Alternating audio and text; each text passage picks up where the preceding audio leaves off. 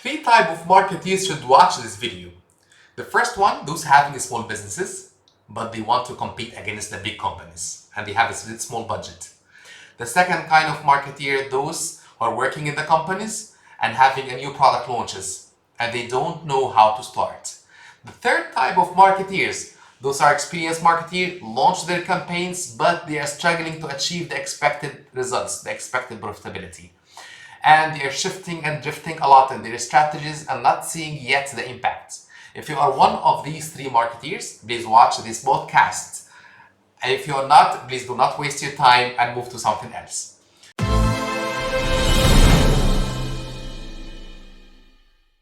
So welcome to the first podcast I conducted from 11 years ago with the Godfather of Guerrilla Marketing. And it's not a guerrilla marketing, it's a guerrilla marketing. You will know about that.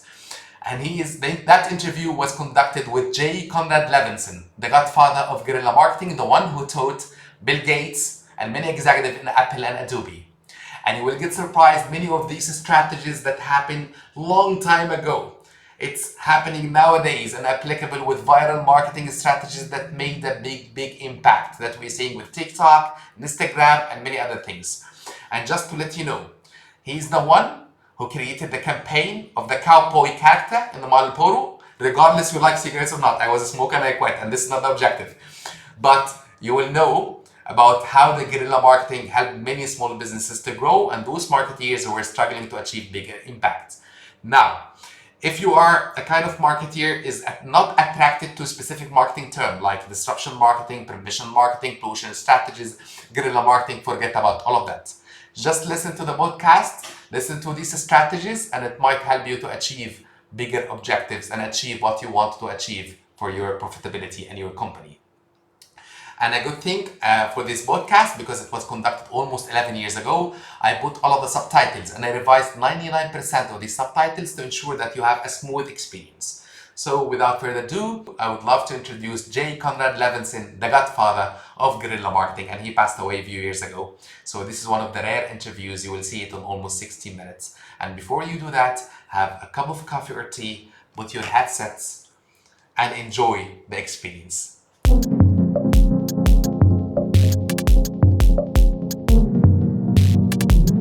It is an honor to be interviewed by you, Mohammed. Thank you for inviting me. Thank you, Jay. It's my pleasure. Jay, first of all, tell us about your amazing and inspiring journey of success. Yes, it has been, and I hope to help other people, whether they do marketing or anything in business. I had spent the first 12 years of my career working in giant advertising agencies in the United States and in England. And I came back to the United States, but I was living in Chicago, which is a very cold place to live in the wintertime, and I could not get transferred. So I left my job in Chicago and I went to San Francisco. And while in San Francisco, I started my own little company, an advertising agency, and I found that I could accomplish in 3 days what used to take me 5 days because I didn't have to go to committee meetings. I didn't have to read memos. I didn't have to write memos. And I thought, and I was earning more money than I did as a senior vice president at the largest advertising agency in the world.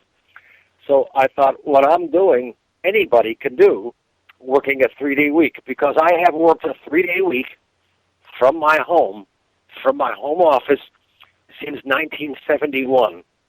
And I thought anybody can do what I'm doing, so I wrote a book about that. I called it Earning Money Without a Job. People said, are you the person who wrote Earning Money Without Working? I said, no, you must work very hard, but you don't need a job. You can make your own rules, work your own hours, and do what you feel is right to do rather than what your boss tells you. And that book, Earning Money Without a Job, led to me being invited to teach at the Extension Division of the University of California in Berkeley, one of the best universities in the United States. Wow. That led to me having a lot of students who wanted to do what I was doing, but they had companies that they had formed and they wanted to know, we don't know anything about marketing, but we know all about building computers. Can you recommend a book? and I couldn't find a book for people because they had no money. And I couldn't find books on marketing for people with no money, so I wrote one for them. I called it Guerrilla Marketing because they wanted the conventional goals, but they had to use unconventional means, which is exactly what guerrillas have to do in warfare. They want the goal of victory, but they can't go about it by using a lot of money to buy expensive weapons. And my book, Guerrilla Marketing, it took on a life of its own because at that time, small business was starting up all around the world. And I was lucky enough to have the right book at the right time. And one thing Guerrilla Marketing does is the book Guerrilla Marketing books do, they take a very complicated topic of marketing and they make it very simple, because marketing really is simple if you do it right. And my books are written in order to show people how to do it right. And as a result, I started getting invitations to speak, first around the United States, and then in Europe, and then in Asia, and I spoke and in the Middle East, and in South America, and right now the books, as you mentioned, are in 62 languages. Yeah. Because people in small business around the world find that guerrilla marketing always works if you do it right. And I was traveling to those nations and to those presentation opportunities to show people how to do it right. And I think by keeping marketing simple rather than complicated, by showing that you can market aggressively without investing a lot of money, that seemed to be exactly what people needed at the time. And as a result, now we have sold 21 million copies of the book. And as I say, there are in 62 languages, and it keeps on growing because it still is very simple, it still is very inexpensive, and it has now been proven for 25 years to be exactly the right kind of marketing that the world needs as the world is moving from big business to small business. There are more small businesses now than ever before, and luckily, guerrilla marketing, although it is written for small businesses, it attracts a lot of big corporations too, because they realize they can do the same things in their big companies that I tell small companies that they can do. So I think that my passion for guerrilla marketing, my passion for helping small businesses succeed, even without money, I think that's why the books have become such a success. And yet, the thing that I am most proud of is not 21 million copies of the book, but the fact that I still have been able to work from my home 3 days a week, spend time with my family, spend time doing the things that I love to do. And my original message, the first book I wrote, was a message of freedom.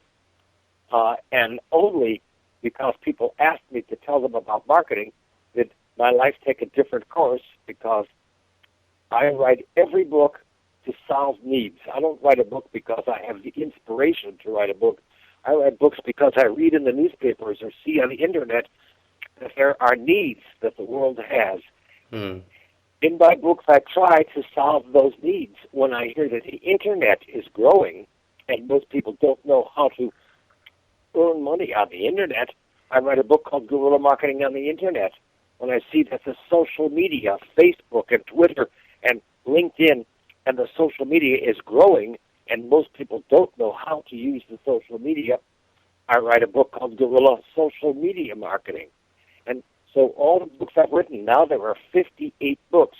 Each one addresses a simple need that people have. And I think if you write books or provide products or services that solve people's needs, that solve people's problems, I think that is the way you succeed. So I am very keenly aware to the problems that people around the world have, and I try to write books to help them solve those problems. And I try to keep the books as simple as possible, because most marketing books before guerrilla marketing were so complicated and so boring, they would put me to sleep when I would try to read them.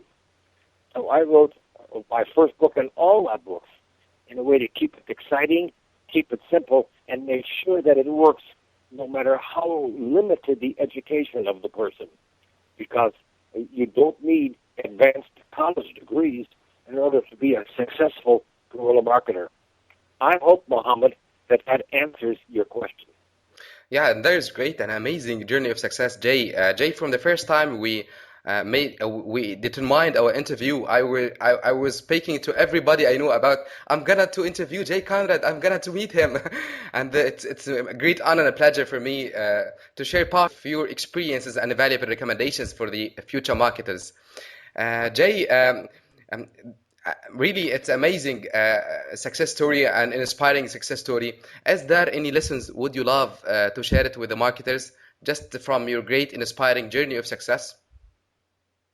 Uh, I think the most important thing to do with a person's life is to ask yourself, what would you do if you didn't need any money at all? And then do that thing. You should not try to do things because they will bring you money. You should do things because they are things you love to do and want to do. And I love to write. I am crazy about writing. I had no idea that if I write books, I'm going to get invitations to speak. That was never part of my plan. But I see that if I am able to speak to people and show them how to do marketing, I enjoyed that too. Because the thing that makes me happiest is not when people come up to me and say, Jay Levinson, I have read your books and I enjoy them. You're a good writer. That makes me feel pretty good. Or they say, I loved hearing you speak. You are a very inspiring speaker, and hearing you speak transformed my life. That also makes me feel just a little good. But the thing that makes me feel the most good is when people say to me, before I heard about guerrilla marketing, I had trouble having enough money to put food on the table for my family, to pay the rent, to send my children to school. And then I read guerrilla marketing, or I heard you speak, and last year my business brought in $12 million, all because of what I learned by studying guerrilla marketing. That's what makes me happy, not that people like the books, and not that people like the way I speak, but the fact that they tried what I recommended, and it worked for them, and it has transformed their lives in the most positive, beneficial ways. That is what makes my heart sing, and that's what makes me happy, and that's why I continue writing, because I'm actually doing things that people around the world are using to make a better life for themselves. What else can a person want than to do that? Oh, wow, and that is amazing and very inspiring, Jay, because you determine your passion and you were working on your passion, and that is what we love to share with the future marketers who would love to listen about this interview with Jay Conrad. Jay, now I would love to inspire us by the success stories about the top 3 marketing challenges you met in your business. Well, the first marketing challenge, that's a very good question, Mohammed. Thank The you. first marketing challenge, and actually I see there's really only 2 challenges, and you say 3 challenges. Okay, no problem.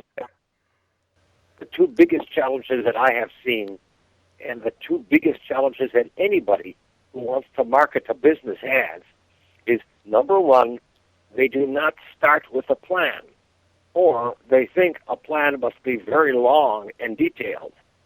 And I show them, no, you must start with a plan. Of course that is important, but the plan that you start with must be very, very simple. It should not be long. It should not be complicated. A guerrilla marketing plan has only 7 sentences. So that's the first challenge I have, was to get people to realize they must start with a simple plan. Anybody can do that, Mohammed. Anybody can write a 7-sentence marketing plan. They can begin with a plan. It takes a very short time to write such a plan. But the second challenge, which is still the biggest challenge I have, the biggest challenge that everybody who markets has, is to commit to that plan. Because that is what really makes marketing work, is your commitment to a plan. Because most people think that once they start marketing, they'll automatically start making a lot of money in a hurry. But that doesn't happen. It takes a long time for the marketing to finally take hold and to finally work.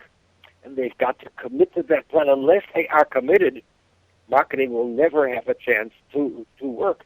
And so marketing, as practiced by guerrillas, is only a 2-step process. And the first step, which anybody can do, is to start with a simple plan. And the second step, which hardly anybody can do, is to commit to that plan. Yeah. Let me give you a good example of that. Yeah. I was working the beginning days of Marlboro cigarettes. Yeah. They called us in because their Marlboro cigarette brand was, at the time, the 31st largest selling cigarette in America. It was thought of as a feminine brand. And although it is true that more women smoke cigarettes than men smoke more cigarettes. So they said to us, to me and my partners, my team, they said, what can you do to help change the perception of this brand to make it more masculine? And they said, and what can you do to improve our sales? Being the 31st largest selling cigarette is not a very inspiring success story. Can you help us? And we said, yes, we will try. So we left New York, where they were located, the Marlboro people, and we flew back to Chicago, which is where I was working at the time, and we immediately sent 2 photographers and 1 art director to a friend's ranch. We had a friend who had a ranch in West Texas. We told them to spend 2 weeks shooting photographs of what cowboys really do on a real ranch. We said, do not make these posed pictures. Don't tell them that you're doing to show what real cowboys do on a real ranch. And we said, in each photograph, have only 3 things. Number 1, beautiful scenery. Number 2, cowboys. Number 3, horses. No cows, no women, just beautiful scenery, cowboys, and horses. And while they were doing that, we invented a fictional place. We called it Marlboro Country.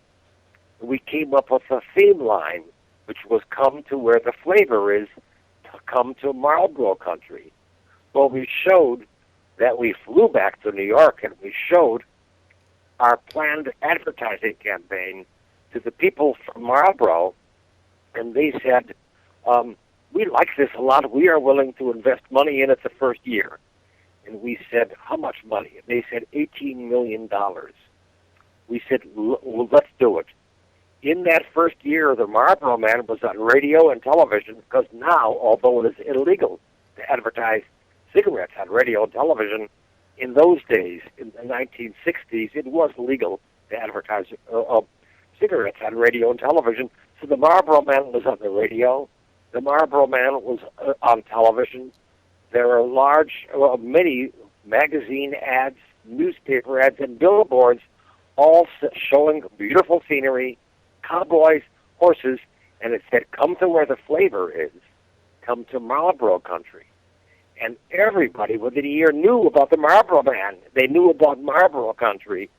We flew back to New York to get our compliments, to be praised because we knew we had helped the brand, to get our bonuses perhaps, to get our high fives, and we found out that this brand, 1 year later, after $18 million had been invested in it, after making the Marlboro Man a cultural icon, that brand, which had been the 31st largest selling cigarette in America, was still the 31st largest selling cigarette in America. Focus group interviews in 10 cities showed us that that brand, which had been perceived of as a feminine brand, was still perceived of as a feminine brand. Now, we'd been showing real cowboys doing the hard work that real cowboys do on a real ranch, and yet people still thought of Marlboro as a lady's cigarette. But now we switch to the 8th of March in the year 2011. And we see that Marlboro is the number 1 selling cigarette in America. Wow. It is number 1 to men. It is number 1 to women. Marlboro is now the number 1 selling cigarette in the world. 1 out of every 5 cigarettes sold on this planet is a Marlboro. But the amazing thing and the moral of the story and the truth that I hope your listeners take home to memorize forever is that nothing changed in the marketing. It was still beautiful scenery. It was still horses. It was still cowboys. It was still calling it Marlboro country. And the reason it worked is the same reason a marriage works. It's the same reason that a business succeeds. It's the same reason that a team can win a soccer game and win a soccer league. It's because of their commitment. Their commitment to the marketing campaign made that work. A person's commitment to their spouse is what makes a marriage work. A person's commitment to their business is what makes that business succeed. A soccer team's commitment to winning all the games they play, to stopping anyone else's attempts to score goals, and to scoring as many goals as they can. It is their commitment, their practice, their willingness to practice and commit that really makes those things work. It does not happen instantly, as you just heard. It took a year and a half before Marlboro sales started climbing. But since then, Marlboro sales have climbed every month since the early 1960s, and they use the same marketing now that they did then. They understood that you start with a plan. We had a very simple plan, and they knew the difficulty and yet the importance of committing to that plan. And that's what guerrilla marketing is all about, saying start with a very simple plan and then commit to that plan, and don't expect it to happen in a hurry, because great marketing does not happen in a hurry. It takes place over time, and only patient people can put in the commitment that it takes to make a brand, a business, a service, or a marriage successful. Commitment is the name of the game in marketing.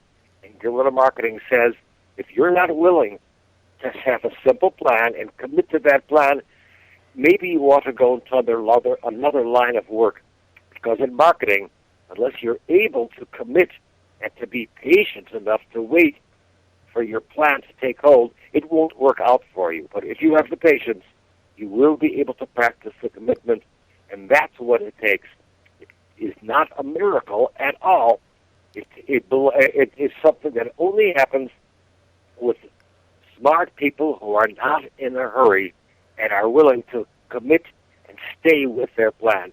That's what makes marketing work. You would think that if it's very brilliant marketing, it works immediately. But the truth is, it does not work immediately, hardly ever, but it does work over time.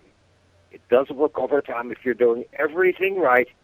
And in guerrilla marketing, in my books, in my talks, I try to show people how to do it right. And I've just told you, doing it right is starting with a simple plan and committing to that plan, being patient enough to let that plan take wings and fly so that you can achieve your goals.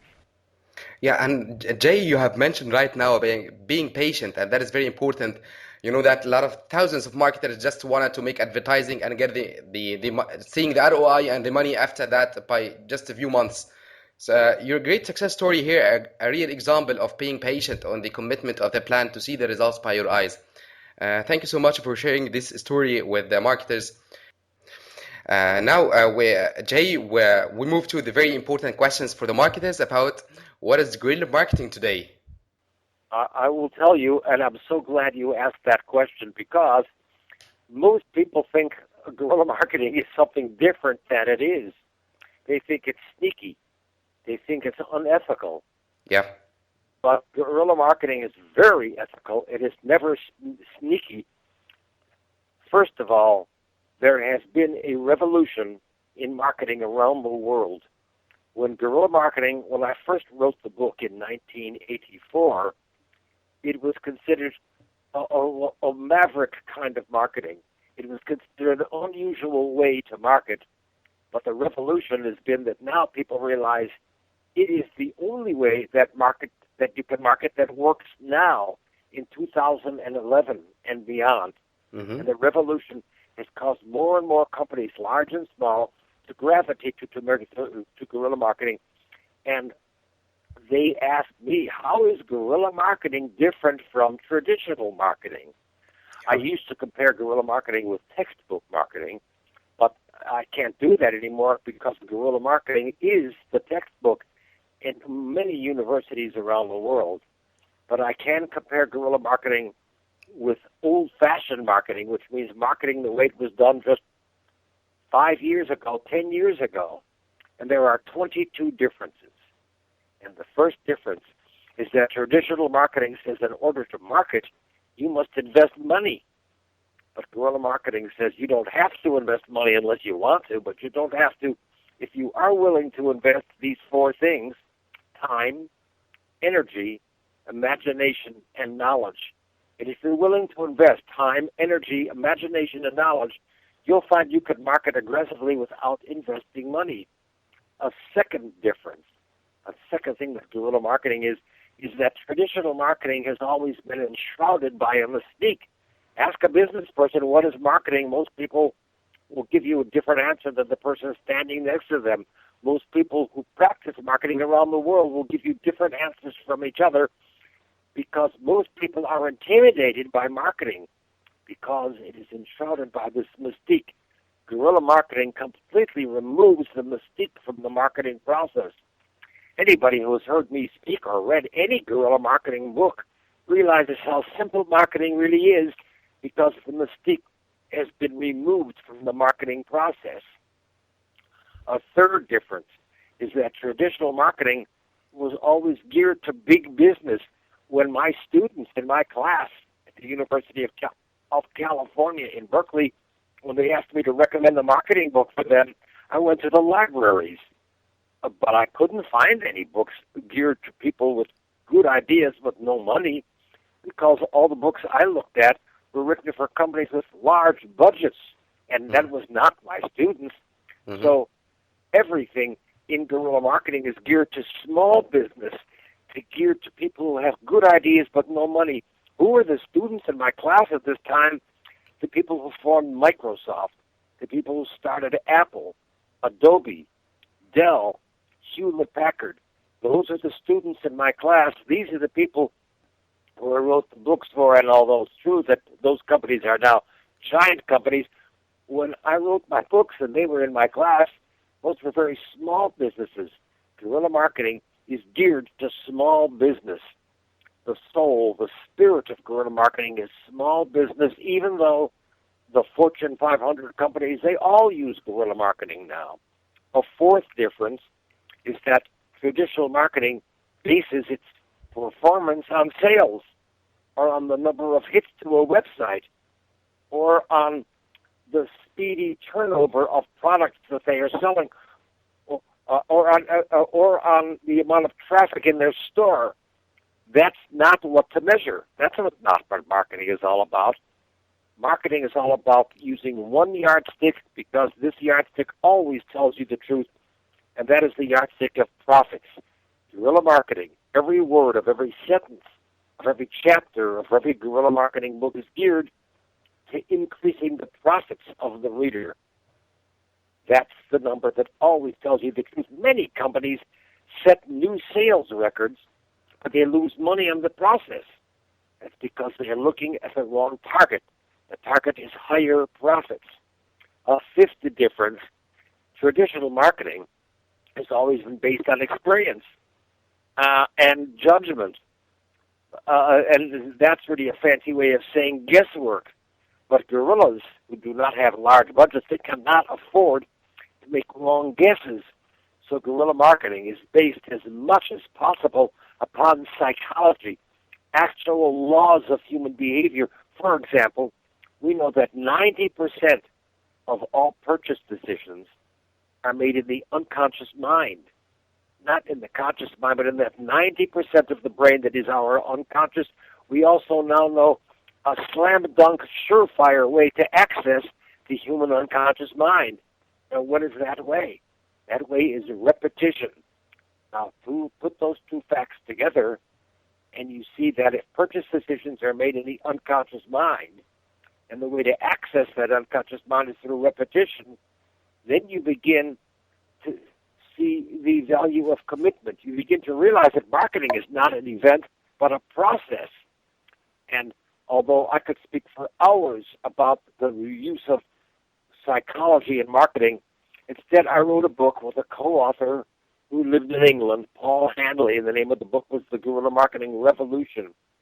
It was marketing to the inner, deeper mind, because all purchase decisions, not most, not some, all purchase decisions are made for emotional reasons.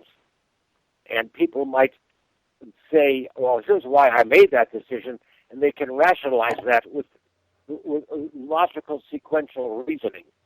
But they made that decision based on emotions. That is why when you're talking to a prospect and you want to make them a customer, the best thing that you can talk to them about other than themselves is to talk to them about how they will feel after they have purchased from you. Guerrilla marketing leans on those laws of human behavior of fix the difference. Traditional marketing has always said grow your business and then diversify. So that leads to companies like Coca-Cola, which is a respected, large, multinational company. They say, well, our name means beverages, let's buy a winery. But after they lost nearly $80 million with the winery, they thought, well, maybe our name means soft drinks. Other companies, Gerber is the largest baby food company in America. They say, well, our name means babies. Let's open a line of furniture stores, a line of baby clothing stores. And after they lost nearly $30 million, they thought, well, maybe our name means baby food. Because gorillas realize you're not supposed to diversify. What you're supposed to do is maintain your focus. Keep adding more excellence to what you are doing. Never forget to maintain that focus. Aristotle, the great Greek philosopher, centuries ago said that excellence is not a point you get to, it's a habit you get into. And gorillas are in the habit of maintaining their focus and adding more and more excellence to their brands, to their products, to their services, and they don't think about diversifying. A seventh difference, traditional marketing says the way to grow your business is to grow linearly, which is to say, by adding new customers one at a time through advertising. But that's not the way to grow a business in 2011. It's too slow. It's too expensive. So gorillas say the way to grow a business is to grow it geometrically, grow in 4 different directions at once. How do you do that? Number one, you enlarge the size of each transaction. How much does that cost to enlarge the size of the transaction? Once the person has decided to buy from you, suggest to them that you have a deluxe version of what you are selling. That costs nothing for you. That's a way to grow. Another way to grow is to have more transactions per year with each one of your customers. Gorillas pay attention to their customers and never, ever, ever stop paying attention to them. That means those customers are their customers for more than one purchase or 2 purchases a year. How much does that cost? Nothing. Hardly anything, because you know who those customers are. A third way they grow is to realize that everybody you talk to, everybody you sell a product or a service to, is the center of a network. Everybody has the ability to refer your business to other people. How much does that cost you? Nothing. Just tap the enormous referral power that each one of your customers has.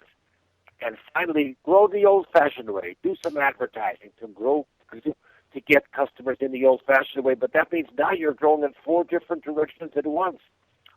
Larger transactions, more transactions per year, referral transactions, and linear transactions. If you are growing in 4 different directions at once, it costs you very little, but it is almost impossible not to show profits if you're doing that. An 8th difference is this. In the Middle East and in Europe, in Asia, Australia, and in the United States, 68% of business that is lost is not lost due to poor quality or poor service. It's lost due to customers being ignored after they've made the purchase, which is why gorillas never, ever fail to pay attention to their customers, and they practice fervent follow-up. They follow up with all of their customers. They follow up immediately after the purchase. They follow up a month later, a few months after that. Forever they follow up. They work hard to get a customer. They never want to lose that customer by ignoring them, or even though 68% of businesses around the world do. But fervent follow-up is a byword for guerrillas. The ninth difference. Traditional marketing says, scan the horizon and look for your competitors so you know who to obliterate. Guerrilla says, don't think that way. Come on, this is 2011. Instead of thinking of competition, scan the horizon and find businesses that have the same kind of prospects as you, the same kind of standards as you, and think of cooperation, not competition. In the United States, the largest delivery company, Federal Express, merged with the largest copying company, Kinko's. And because they have the same kind of prospects, businesses, because they have the same kind of standards, they are all able to grow. This is happening more in Japan than any other nation on earth. But people in business are really beginning to realize they should not think about competition as much as cooperation. Look for businesses with which you might cooperate. A 10th difference. In the old days, which means 2 years ago, 5 years ago, 20 years ago, 100 years ago, it was thought that you need a logo, a visual representation of your company, because points made to the eye are 78% more effective than points that are made to the ear. But that was a long time ago. And guerrillas live in the modern world. They live in the moment. They live for the future. And guerrillas realize a logo doesn't do enough. Sure, Nike sells a lot of shoes, and they have a Nike swoosh and that check mark that they use as a logo. But if a person came here from another planet and they saw a swoosh, they saw that check mark, they wouldn't know what Nike makes. They wouldn't know why they should use my Nike.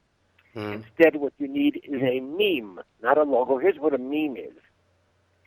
There was a caveman who told his family, you wait in that cave and I'm going to get dinner for us. And he walked into the river and he stood in the water just above his knees. And he faced upstream. He was waiting for fish to come on. When he saw a fish, he crouched, he kneeled, he focused on the fish, and then he lunged for the fish, but he missed the fish. Time after time, a fish would come, and Uba, the caveman, would lurch for the fish, aim to grab that fish, because it would feed his family, but he couldn't do it. So he finally got tired, he got cold, he went back to the cave, and he announced to his family there would be no dinner tonight. But when he sat down in the cave and leaned against the wall, he saw some old paintings, old drawings in the cave. One looked to be the painting of a deer. Another may have been a drawing of what he thought was a bird. But the one that captured his attention the most was a picture of a man, a stick figure, just a simple figure of a man holding a stick. And at the end of the stick, a fish was impaled. And a light went on in Uba's head. And he went down the cliff and he went to a tree and he broke off a branch, and on a rock he sharpened the branch. And then he walked into the river, and when he saw a fish, he speared that fish, and another fish, and he speared that fish. Soon his arms were loaded with fish, and he went up to his family, and they all smiled because they realized they would have a wonderful dinner. His family was saved by a meme. His culture was saved by a meme.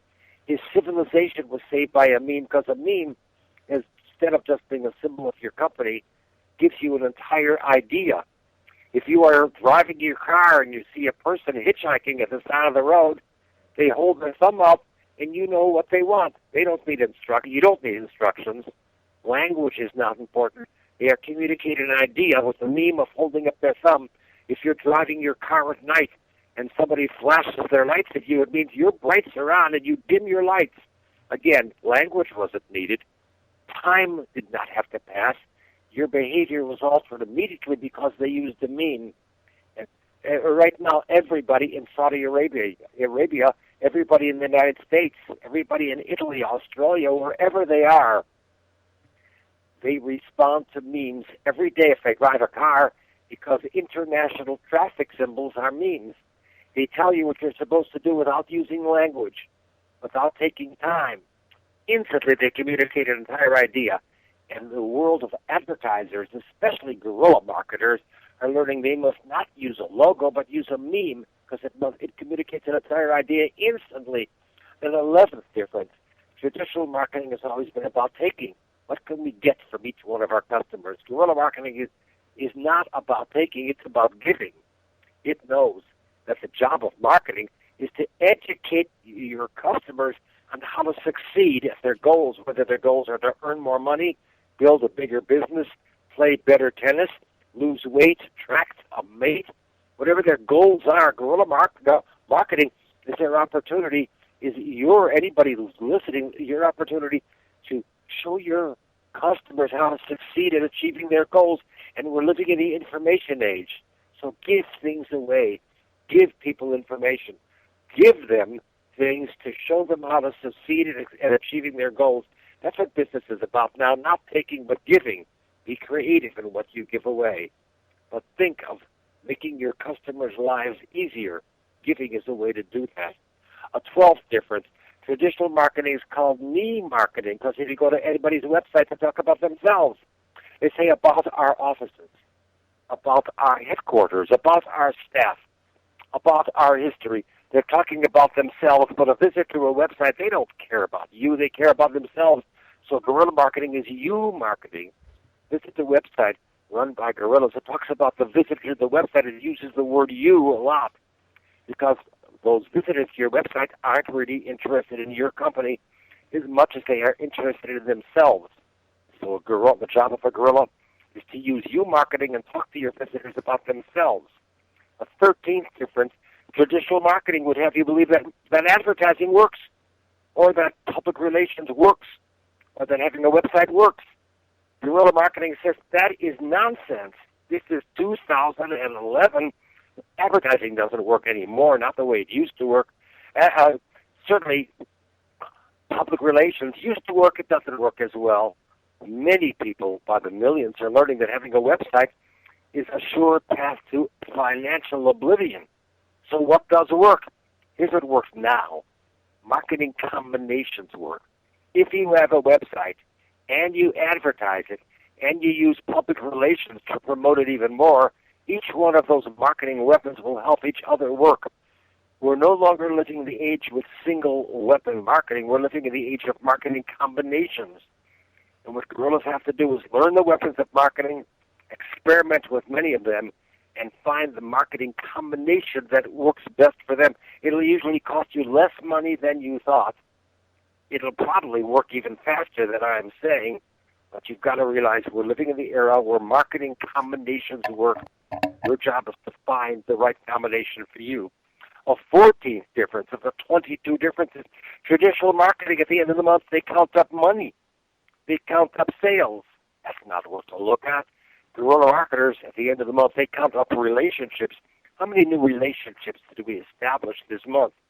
Because they know that relationships are really, that's where the key to the bank vault is to be found in the relationships you have with your customers. That's why they follow up so much. They make warm, long-lasting relationships. The 15th difference, traditional marketing made no allowance for technology because the technology of the past was too expensive. It was not versatile enough. It was too complicated. Guerrillas are very techno-cozy. They've learned to embrace technology because they love it, because the big revolution in marketing is that people now realize it's simpler than ever before. Bill Gates, the owner and the founder of Microsoft, said to me, Jay, he says, why don't you write a book called Guerrilla Marketing with Technology and show them how simple it is? And I said, Bill, you ought to be the person who writes the book because you're the man who has mastered one of the largest technology companies on earth. He said, but when I speak, people say, well, that's Microsoft talking. But when you speak, they say that's Jay Levinson talking. They trust you. And so I wrote Guerrilla Marketing with Technology. They published one chapter a month on their website. And, of course, technology has been the biggest revolution in the history of business because it is simpler, less complicated, less expensive than ever before. That's why guerrillas, they realize that if you are technophobic, you must make an appointment with your techno shrink because These days, having technophobia is fatal to your business. A 16th difference, traditional marketing aims its messages at groups. The larger the groups, the better. That's old-fashioned. That's not how it's done anymore. Guerrilla marketers aim their messages at individuals, or if it must be a group, the smaller the group, the better. There's a new word that they have learned. The word is nanocasting. Nanocasting is paying less because you have a smaller market and talking only to those people, because the days of broadcasting are behind us. The days of narrowcasting are also behind us, even the days of microcasting. We're now living in an age where you must nanocast. It's not going to be a large group of people, but all those people will want what you're selling. Here's an important thing I have to say, Mohammed. I think that everything I have said is important, but this is one of the most important. Yep. At any given point, 4% of people want to buy what you are selling. 4%, that's all. Another 4%, they want to buy what you're selling right now. Another 4% are very close to buying. Maybe they need to know one thing or two things more than they're ready to buy from you. The other 92%, they don't care. They've got other things on their mind now rather than buying from you. That's why, and if you aim your messages only at those people, you are nanocasting. It's costing you less because it's a smaller group of people, but you're earning more money because almost all of them want to buy what you are selling. Don't try to talk to everyone. Just try to talk to the people who want to buy what you are selling right now. It's going to be a small number of people, which means it will cost you less to talk to those people and result in much higher profits. The 17th difference, traditional marketing is for the most part unintentional. The big marketers, they identify the weapons of marketing as radio, television, magazines, newspapers, and the internet. Guerrillas say successful businesses realize that marketing is about the details of running a business. The details such as, how is your telephone answered? How about the neatness of your premises? How about the attire worn by your employees? Those little things are the reasons that people patronize your business. Why is McDonald's such a successful fast food franchise? Is it because of their prices? Is it because of their hamburgers? No. The number one reason that people go to McDonald's is because of clean restrooms. We live in Orlando, Florida, where Disney World is located. Visitors come, they go to Disney World, and when they come back, do they talk about the fun they had on all the rides? No. They talk about the neatness of Disneyland. There's no litter there anywhere. Disney cleans their restrooms twice every 30 minutes. The big companies don't think that way. The little companies and the smart gorillas like Disney and McDonald's, they realize business is all about details, and you've got to pay attention to all those details, and your marketing must be intentional, not unintentional. The 18th difference of the 22, traditional marketing always said you could make the sale with marketing. That was the truth. But this is 2011, and that's not the truth anymore. The best thing that marketing can do now is to gain consent from people to receive your marketing materials. That's where the word opt-in comes from. You try to gain people's consent, and then you broaden that consent. A woman in the United States who runs one of those successful summer camps in the United States, she puts little ads in the backs of magazines in the camping directory. She says one good thing about her camp, and she says call, write, or email for our free DVD. Does that little ad sell the camping experience? It does not. So she has booths at the camping shows that spring up in the United States in the wintertime. They have counselors there to answer questions. They have beautiful photographs. People go there, but the main thing that the woman tries to do with those camping shows is to get people to leave with a free DVD, because she knows that a camping show isn't going to sell the experience of sending your child to summer camp. The people go home and they view the DVD. They see trained counselors, happy campers, wonderful equipment, beautiful scenery. Does that DVD attempt to sell the camping experience? No, it does not. You can't sell something expensive as sending your child to summer camp with a DVD. All the DVD tries to do is to get people to request a free in-home consultation. 84% of people who request a consultation sign up their child for the next summer session. Not just their child, but their child's brother or sister. Their cousins get involved. Their classmates get involved. Many of them sign up not just for the upcoming summer, but for the summer after that, and the summer after that, and the summer after that. That a woman makes a very high-ticket profit-making sale, not by going for the sale, but by going for consent, and then broadening that consent. She is not in a hurry. She's a guerrilla marketer. The 19th difference, traditional marketing has always been a monologue, where one person does all the talking, one person does all the listening. One person does all the writing, one person does all the reading. That's no way to form a relationship. That's why guerrilla marketing is a dialogue. That's why guerrillas love the internet so much, because it makes dialogues possible. You let people register for to receive your free newsletter or your free report, or to sign up to receive materials from you, or perhaps to enter your sweepstakes, because guerrillas know that a dialogue, that's what leads to a relationship. One person can't do all the talking, but over time a dialogue can be built up, and the internet is a miracle worker when it comes to enabling people to create a dialogue. A 20th difference. Traditional marketing says we are past the age where you sell benefits, where you should sell you're past the age where we sell features. What people do now is sell benefits. But guerrillas say that's not far enough. You don't sell just benefits. Instead, what you do is find out what people's problems are by talking to them. Guerrillas are wonderful listeners. They're good at asking questions. They're good at listening to the answers. They listen for problems, and then they sell solutions. It's much easier to sell the solution to a problem than to sell a mere benefit or a feature. The 21st difference is that traditional marketing sells people what they want. But if you sell people what they want and it's the wrong thing, that's going to come back to haunt you. That's where guerrillas, instead of selling people what they want, they talk to the people to find out what the people need. And then they sell people what they need. If you do that, it results in more profits, a better relationship, far more word of mouth and referral marketing for you. That's one of the important things. Don't sell people what they want. Find out what they need, and then sell them what they need. They'll appreciate you forever about that. And finally, the 22nd difference is that traditional marketing only identifies a handful of marketing weapons. I've said them before: radio, television, magazines, newspapers, and the internet. Those are pretty expensive. That's why guerrilla marketing provides 200 marketing weapons. And of those 200 marketing weapons, more than half of them are free. In fact, we give a list of the 200 marketing weapons for free away on our website.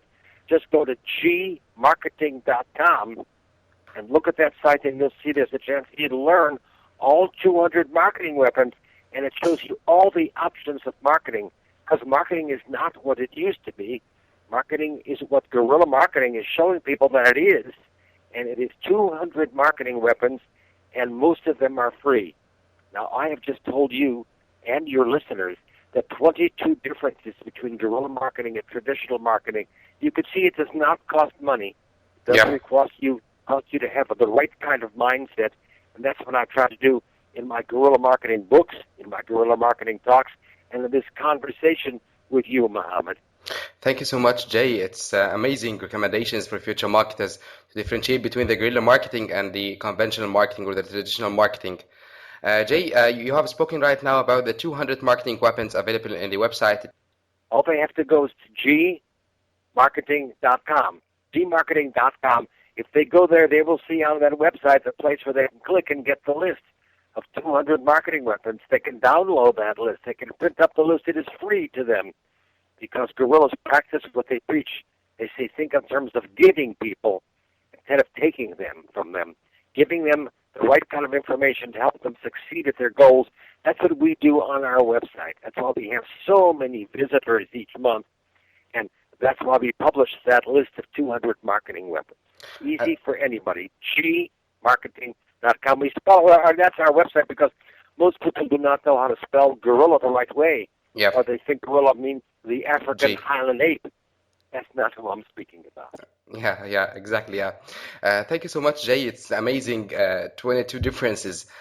Jay, now we would love to know about the 20 monumental secrets of guerrilla marketing. I will take a short time because I know we're running to the end.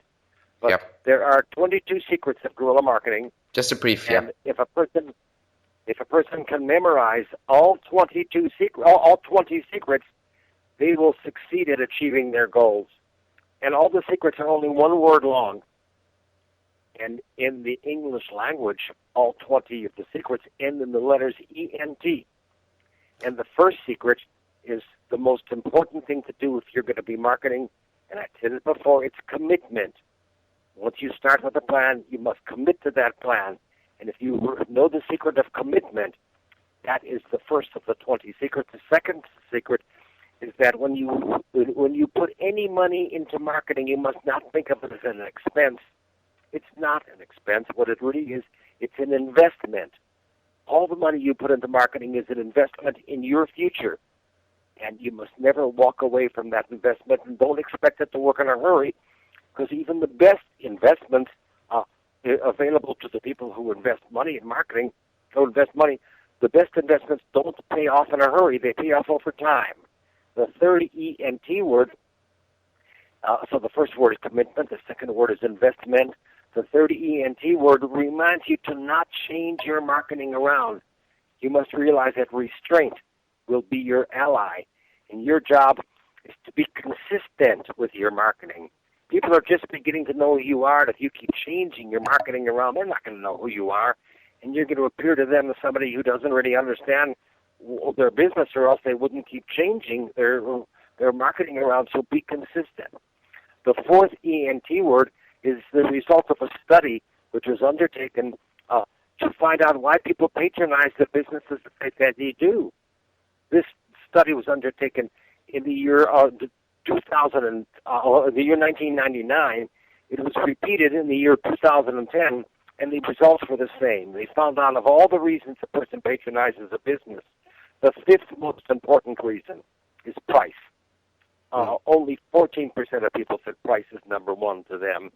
The fourth most important reason people patronize a business is selection. They don't like having a situation where there's no choice for them to be in control. If you give them a selection, you're saying, yes, you're in control. Which of these do you want? The third most important reason is service. Service is the way small business can rise above a large business. Let me give you the definition of service in 2011. Yeah. It's not what it used to be. It's not what your father taught you it was, not what you learned in school. Service is anything the customer wants it to be. That's what service is in 2011. If you can provide that kind of service, that's the right kind. The second most important reason people patronize a business is quality. Quality, I would have thought, would be number one, but it's number two. And let me give you a new definition of quality, because it's not what you put into your product or your service. It's what people get out of your product or your service. So when you talk about your quality, talk about what people will get out of your business, not what you're putting into it. They don't care what you're putting into it. They care like crazy what they will get out of it. The fifth E-N-T word describes your personality. We've used this word before in this broadcast. It is the word patient. If you're not a patient person, how could you practice commitment or stay with an investment and be consistent enough to make people confident? You can't. Only patient people can do that. The sixth E-N-T word reminds you that advertising doesn't work by itself anymore, nor does having a website or public relations or signs or any of the weapons of marketing. The only thing that works now is an assortment of marketing weapons. The wider the assortment, the wider the grin on your face when you see how your business is growing and it is earning more profits for you. The seventh E-N-T word requires that I clear up a lie that most people in the world believe. Here's a lie most people in the world believe. Time is money. That's not true. That has changed. People now know that time is life. Studies that were undertaken by the Harris Poll, the Gallup Poll, the Roper Poll, the universities of Pennsylvania and Maryland find out that they ask the question, what do you cherish most on earth? And the answer that people used to say was money, now they say time. They realize that time is life itself. You must orient your business to be convenient. That's the seventh word, convenient for your customers, and make it so that you do not ever waste their time. Of course, more than those things, they cherish the most the relationship with God, their health, their family. But when it comes to other things, more important than profits is their time, and you must respect their time by being convenient. The eighth ENT word tells you when the profits come into your life. They don't come in at the time of the sale. They come in subsequent to the sale because of the follow-up marketing you're doing. The ninth ENT word reminds you that people do not pay attention to marketing. They do not read advertising. They only read what interests them. They only pay attention to what interests them. So you must have an element of amazement in your marketing. If you tell them stories rather than facts, just stories, that will amaze them. If they know the lengths that you go through in order to offer the quality that you offer, they'll be amazed. They'll pay attention to your marketing. They'll read it. So amazement is the number 9 word. The number 10 word reminds you that if you use a lot of marketing weapons, some of those weapons will hit the bullseye right in the center. But many of those weapons will miss the target entirely. And how are you to know the difference? The answer is with measurement. Ask everybody who contacts you, where did you hear of us? Where did you first learn of us? Keep measuring your marketing, because some will fail and some will succeed, and your job is to know the difference. Measurement tells you the difference. The 11th ENT word is the word involvement. Involvement describes your relationship with your customers. Involvement means you stay in touch with them. They buy from you. You stay in touch with them and continue following up. They refer your business. They've heard of you. They remember you.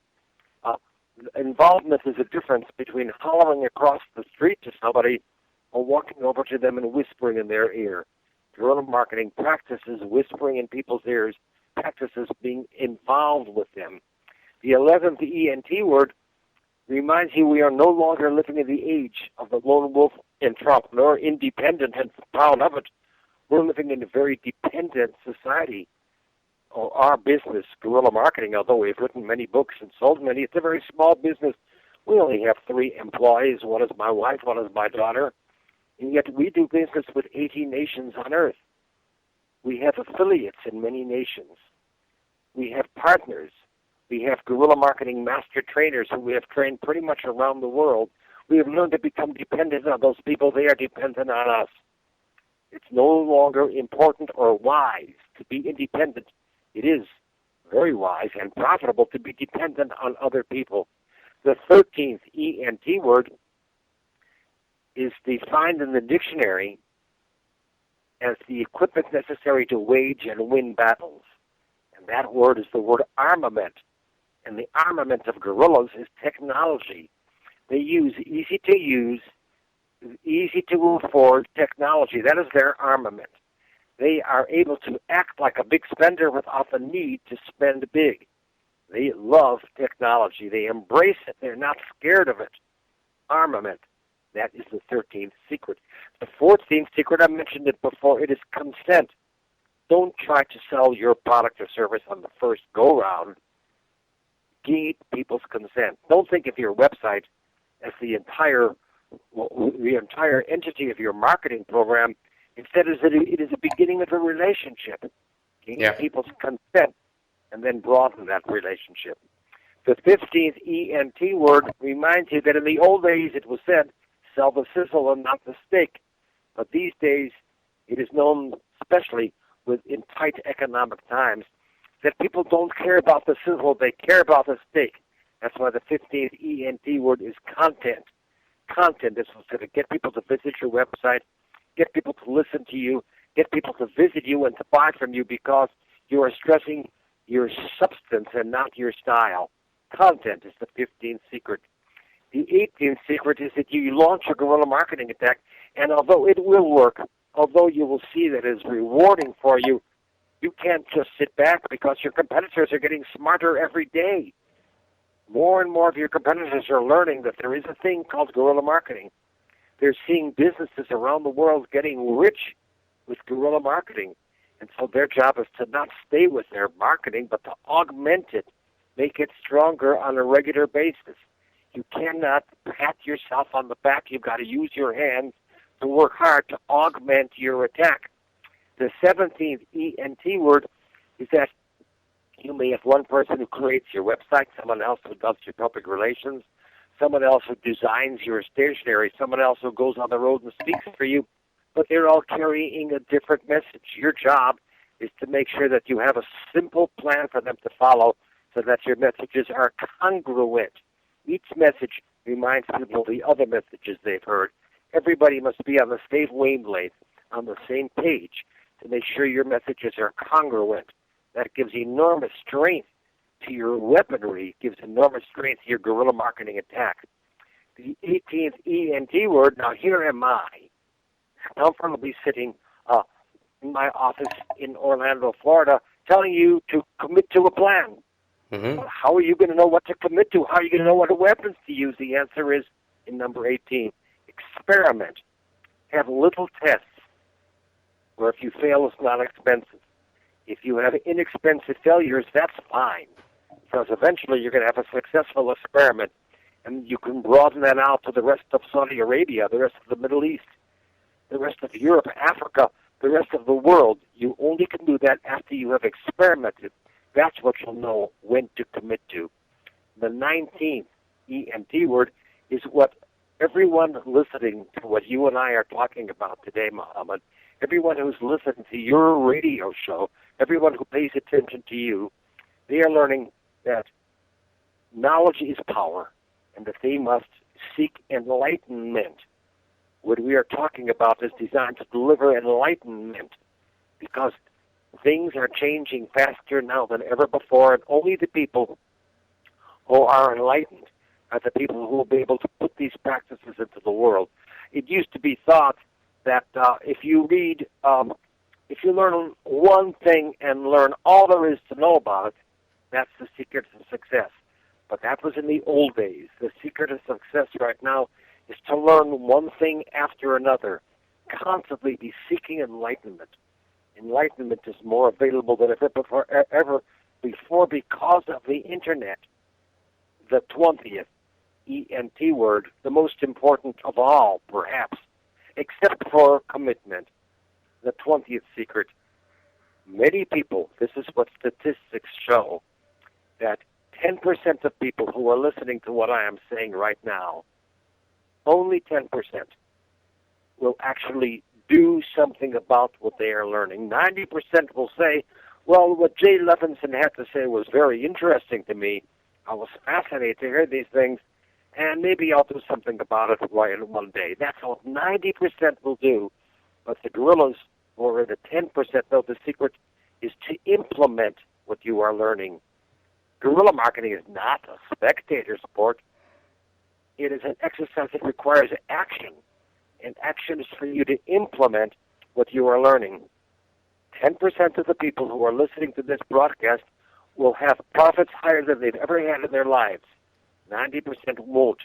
The ones who will have the profits are the ones who will implement what they are learning, because action is the purpose of the enterprise. Commitment, investment, consistent, confident, patient, assortment, convenient, subsequent, amazement, measurement, involvement, dependent, armament, consent, content, augment, congruent, experiment, enlightenment, implement. Those are the secrets of guerrilla marketing.